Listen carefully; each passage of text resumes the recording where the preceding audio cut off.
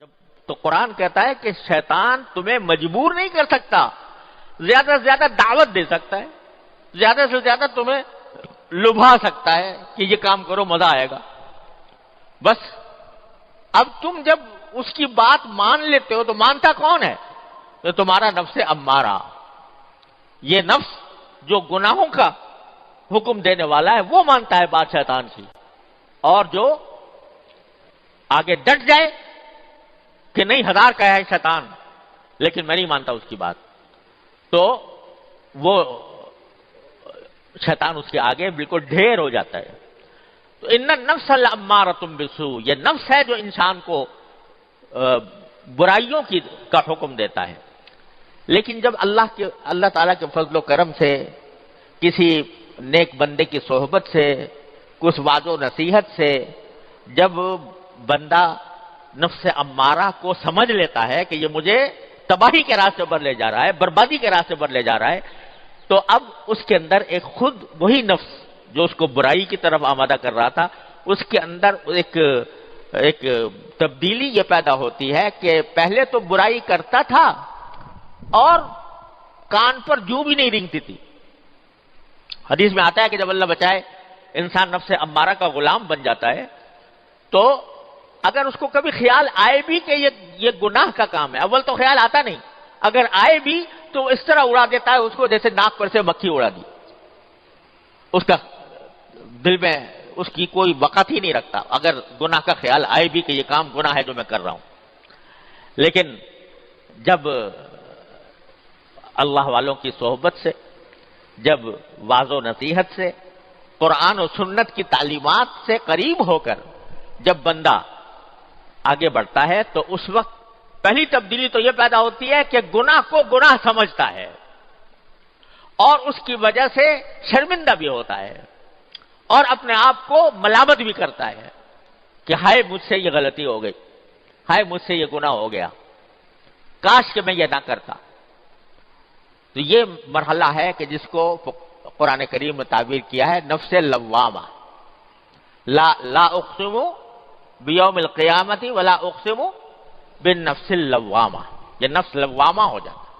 لوامہ کے معنی کیا ہے؟ ملامت کرنے والا آدمی پھر استغفار کی طرف مائل ہوتا ہے کہ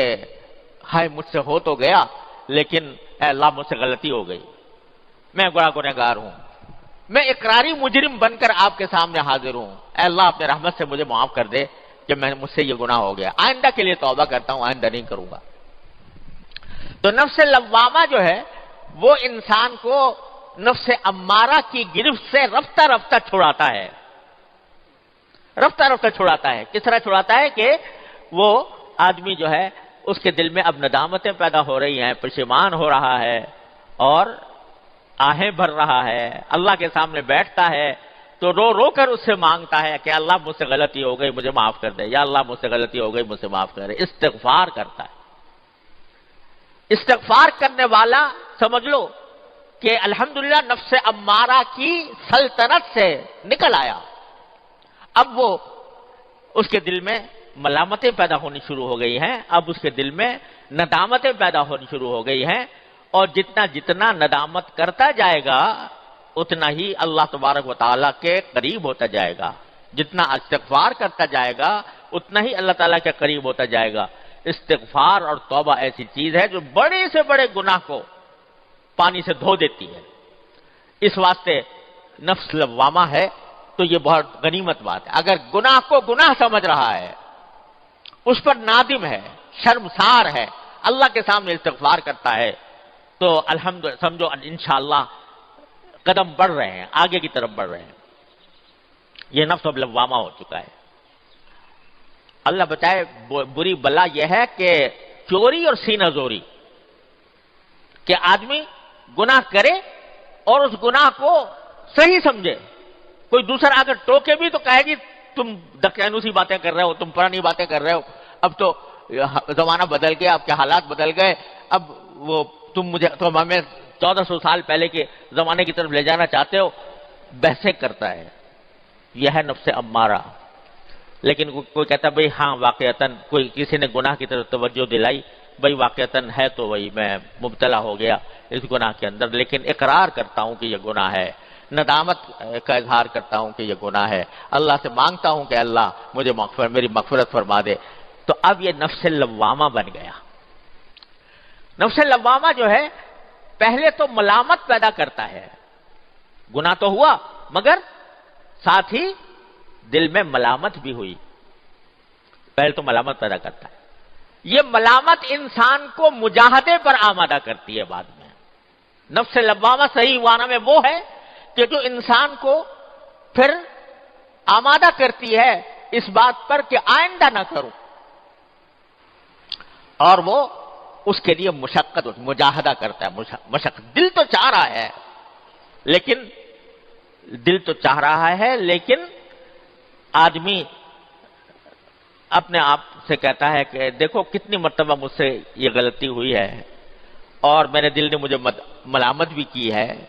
میں نادم بھی ہوا ہوں، میں نے استغفار بھی کیا ہے، لیکن پھر بھی میں جا رہا ہوں۔ آخر کوئی حد تو ہوگی اس کی،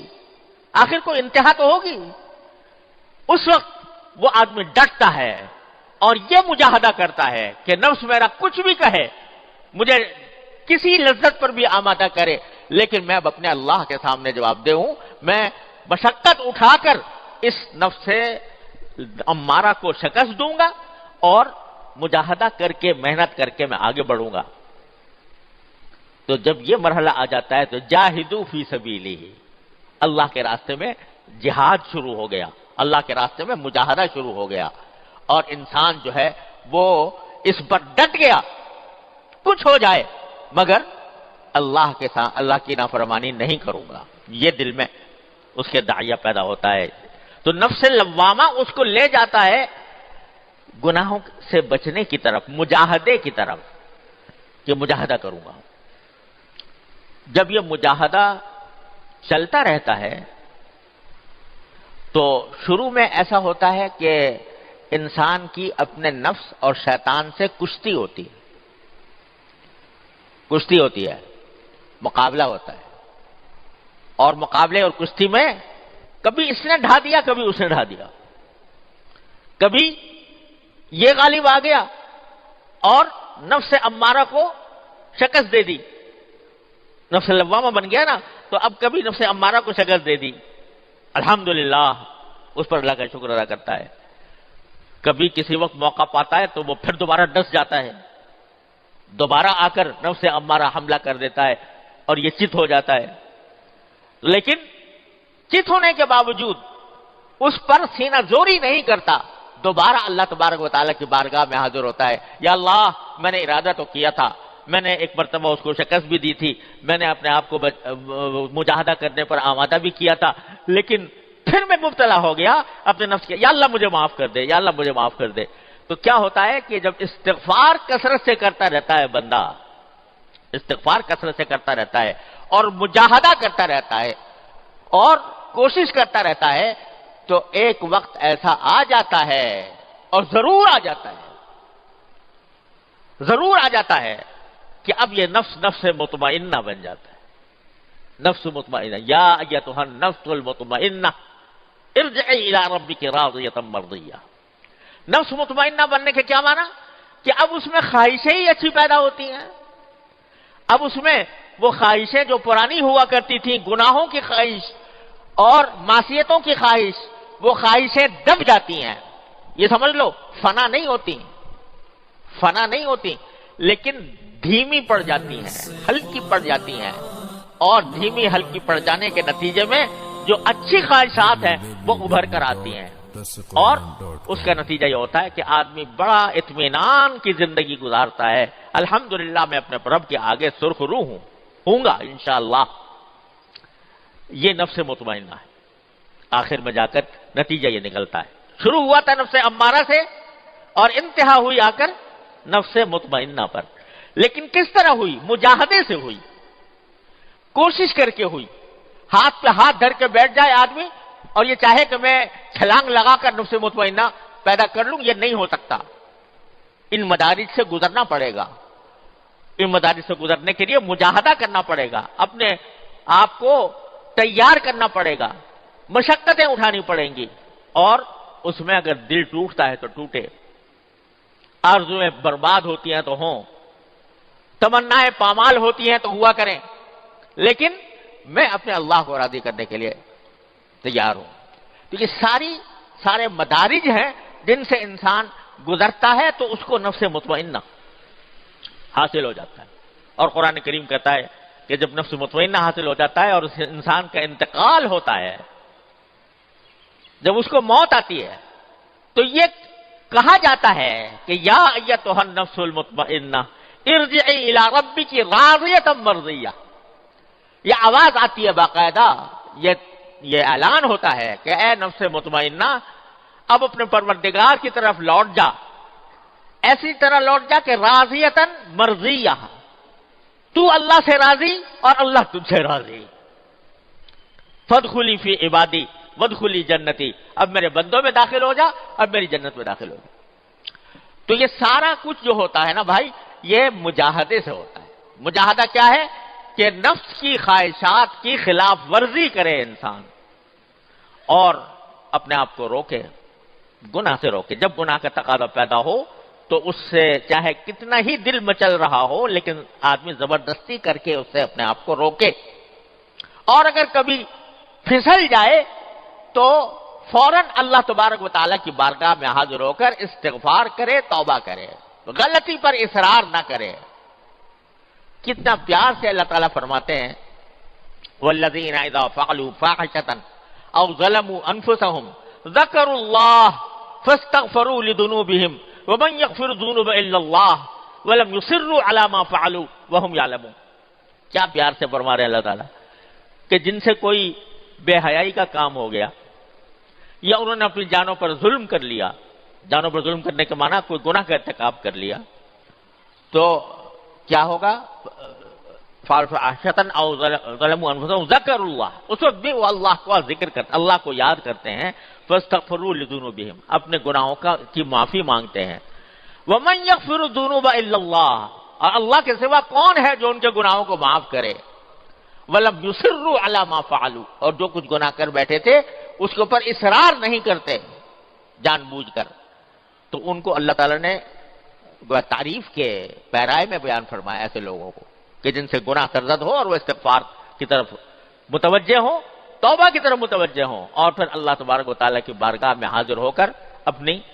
گناہوں کی معافی مانگے۔ جتنا اللہ کے سامنے بندہ نادم ہوگا، شرمسار ہوگا، اتنا ہی انشاءاللہ اس کو توفیق ہوگی، مجاہدے کی توفیق ہوگی، اور مجاہدے کی توفیق ہوگی تو انشاءاللہ نفس مطمئنہ کی طرف قدم بڑھتے جائیں گے۔ یہ جو ہے نا استغفار، اس کو معمولی بات نہ سمجھو، اور اپنے گناہوں پر حسرت اور ندامت، اس کو معمولی بات نہ سمجھو۔ یہ جو ہے یہ انسان کو بالآخر انشاءاللہ نفس مطمئنہ تک پہنچائے گی، ضرور پہنچائے گی۔ ہمارے بزرگ تھے حضرت